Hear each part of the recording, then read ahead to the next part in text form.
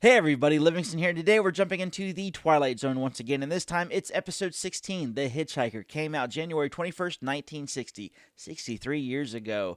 And I'm looking forward to this one because I haven't seen this episode whatsoever. Been a first time for me, so let's dive right in. This is the dimension of imagination. This is a dimension which we call the Twilight Zone. Wait for it! Boom. Tranquil music. Getting that tire fixed. Her name is Nan Adams. Hey, Nan. Nice to meet you. Her occupation, buyer at a New York department store. Cool. Sounds easy. You buy things. How fast were you going, Mace? Oh, 60, 65, something like that. Lady, you're on the side of the angels. By rights, you shouldn't have called for a mechanic. Somebody should have called for a hearse.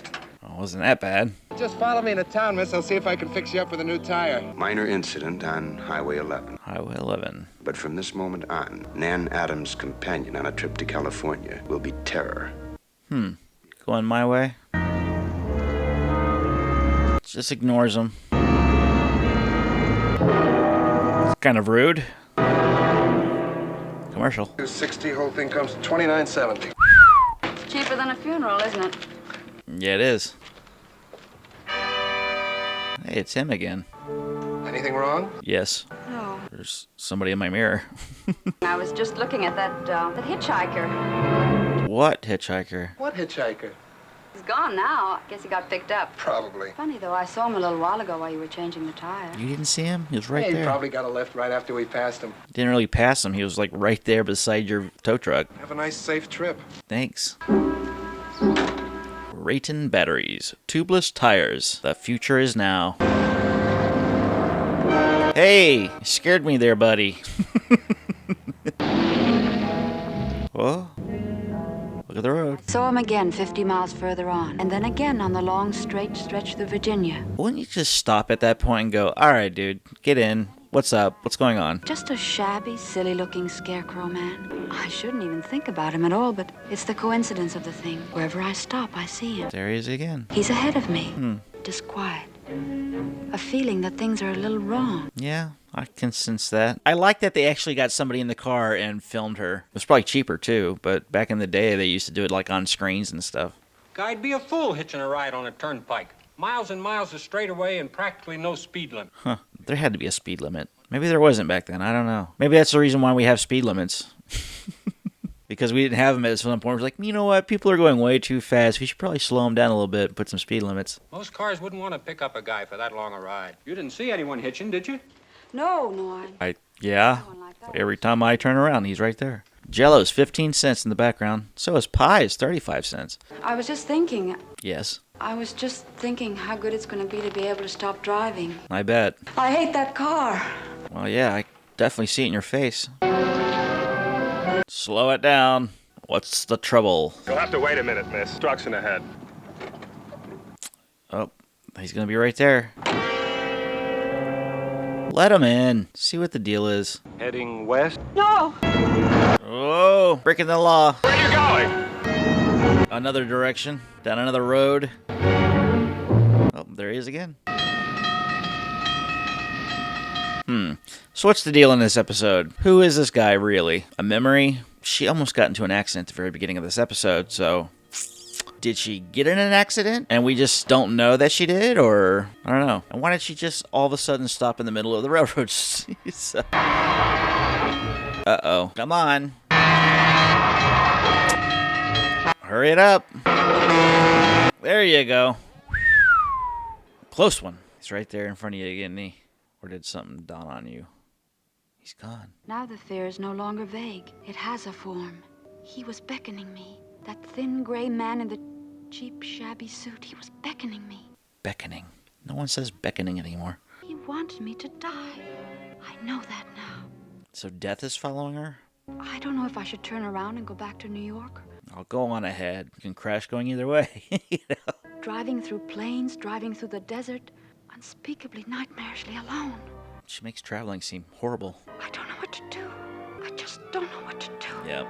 That would probably drive me nuts too if somebody just consistently showing up, asking for a lift, putting his thumb out just like this. Oh, there he is again. She really has a hard time keeping her vehicle in her lane. Conscious of only one thing. I've got to get where I'm going, and I can't let that hitchhiker close in on me. I'm curious. I mean, 60 years ago, was traffic less on the highways? Did it take longer to get from LA to Manhattan and vice versa? I feel like there wouldn't be as much traffic for some reason. I mean, there were far less people, but there were also less roads, so I don't know. Anybody who was around back in the 60s, let me know, comment below. How was traffic? Oh, a bush. No smoking. Please, somebody! Help me. Yeah? What is it? I'm out of gas. Well, come back in the morning and we'll fix you up. What? I can't stay here all night. I have to have some gas. I mean, help her out. A little bit after 11. Well, we close up here at 9. There's a very suspicious-looking man there. What about this man? What was he doing? Oh, nothing. I've been seeing this man all the time, but Yeah, don't come at him crazy. That's nothing to wake a man up in the middle of his sleep about. I think he's trying to rob me. Jeez. So please help me. Boy, what a dick. You. Oh, it's a sailor. What are you doing out so late? You work here? This your place? No, ran out of gas. Where are you headed? Back to my ship? Where's that? San Diego. Oh, well, I'm going that way. Kind of. Will you drive with me? Look, lady, you don't have to ask twice. You got yourself a ride. Oh, cool. honest. I don't have any gas, though. You try the people here? Well, the man's in bed. Well, let's get him out of bed. Hey, Pop! You got some customers out here. There you go. Say, do you mind if I take off my shoes? My feet feel like 2 hot bricks. No, go for it. No, go right ahead. Hey. Thanks. When I tell the guys on the ship, I said, do you know what the odds are for one guy to believe me? I'll write an affidavit. We can get a notary to sign it. Eyeballing her. You hitchhike much? I'm back and forth on leave, mostly. It's kind of tough in this open country. You have trouble with cars. Kaz. You know, most people in cars won't pick up hitchhikers. Why not? Sure as hell not today. Suppose I'm driving across the country at a nice steady clip of about 45 miles an hour. So people did drive slower. A fellow like you, standing beside the road waiting for a lift, beat me to town after town, provided he got picked up every time in a car going about 65 to 70 miles an hour, couldn't he? It's a hell of a coincidence. I suppose. I like that she's trying to rationalize what she keeps seeing. I guess that's a good way to spend your time, though, huh?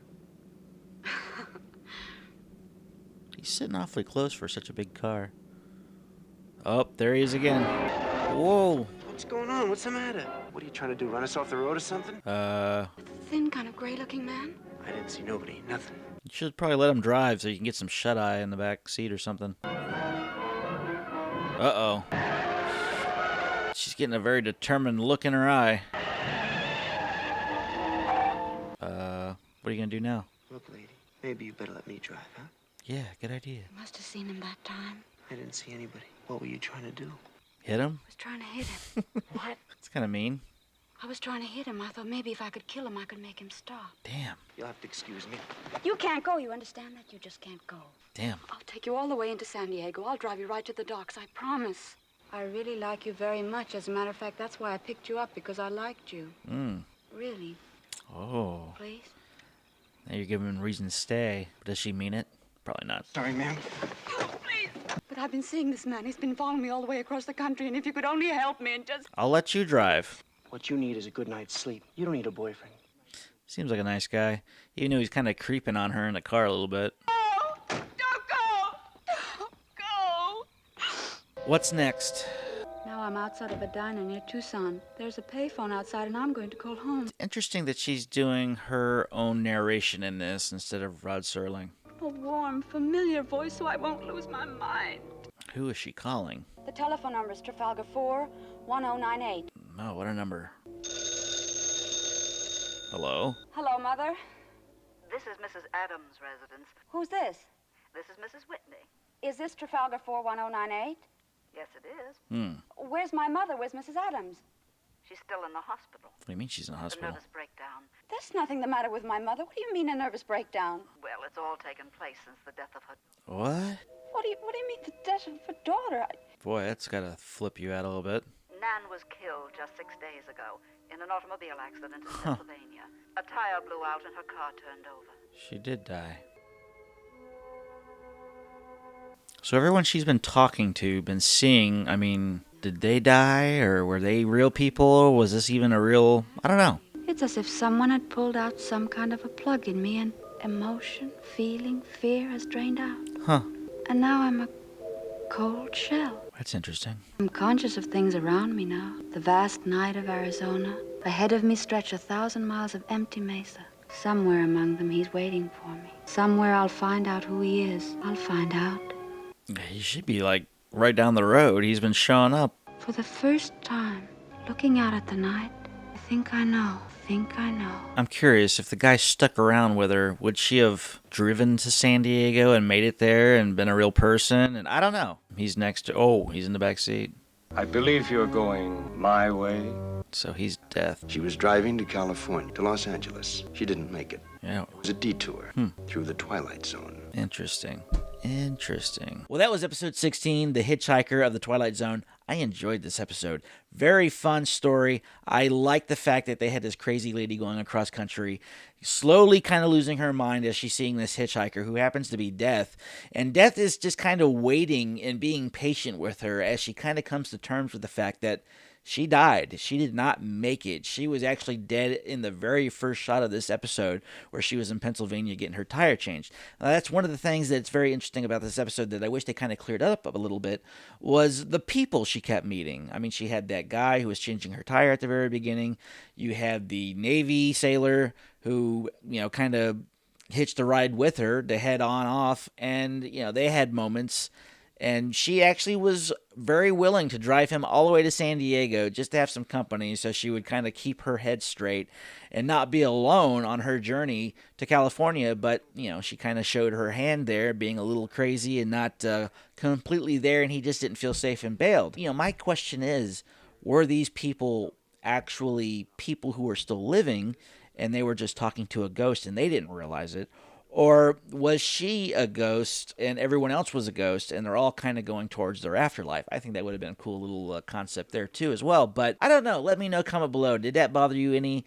I would like to know your thoughts on that as well as this episode. But let's dive into some trivia and see how they kind of brought this episode into life. In the original story, the character of Nan was a male, Ronald. Rod Serling believed that a female in the situation would be reacted to with more feeling by audiences. She was named after one of his daughters. Okay, cool. That's a cool name. Alfred Hitchcock tried to purchase the rights to the radio play for his television series, Alfred Hitchcock Presents, for 2000, but his bid was rejected. Nevertheless, Cayuga Productions was able to obtain rights to Lucille Fletcher's script for 2000 and 1100 for each episode rerun. Okay. Lucille Fletcher got the idea for the story in 1940 when she and her husband, Bernard Herrmann, were driving cross-country from New York to California. On the day of the trip, they saw the same odd-looking man on the side of the road in two different locations. She found the occurrence rather eerie and thought it might be a good concept for a story. Yep, usually real-life events makes you go, oh, that would be a cool story idea. In a strange coincidence before filming The Twilight Zone, Inger Stevens attempted to commit suicide on New Year's Day 1959 by swallowing 25 sleeping pills in a quantity of ammonia in an attempt to take her own life. On another occasion, she narrowly missed being killed in a fiery plane crash. In 1961, she was the last passenger to leave a jet that crashed on landing and exploded after her exit. Wow. Well, that's pretty lucky for her, and if you don't know who she was actually the main actress in this episode. The voice-over narration references the radio play source of the episode. The original radio play was originally produced for a summer replacement series called Suspense on September 2nd, 1942, and starred Orson Welles. The program was so popular that Welles restaged the same script for Philip Morris Playhouse on October 15th, 1942, and Mercury Summer Theater on the air on June 21st, 1946. Musical cues Bernard Herrmann composed for the 1946 radio production were rescored for this episode. Nice. Don't forget to like, share, and subscribe to continue along on our adventure to episode 156 of The Twilight Zone. So until next time, see you later.